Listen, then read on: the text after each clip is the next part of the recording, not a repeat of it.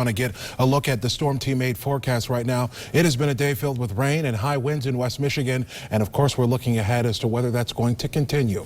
Meteorologist Ellen Baca is in the 24-hour tracking center tonight. Ellen. Man, it's been windy too with all of the rain showers. We're going to slowly start to see some of the wind subside here in the next 24 hours or so, but we're not going to be free of the rain showers and the wind until we get to about Tuesday.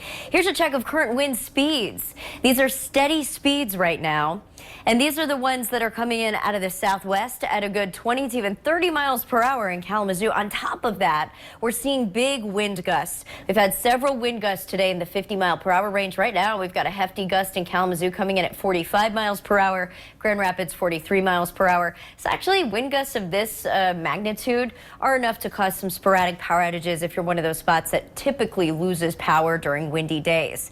I want to talk about Storm Track Live. Yesterday, we were monitoring some showers and storms that were upstream of us in Illinois.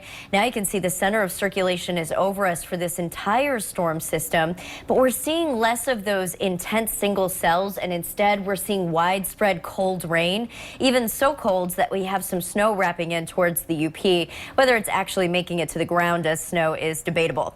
But over us right now, we just have more steady cold rain showers, and temperatures are going to keep falling tonight into tomorrow. So tomorrow, highs will be stuck in the 40s, and actually we're going to stay in the 40s the next several days. Coming up, we'll break down the rest of your forecast. It'll get a little easier to take by the middle of the week.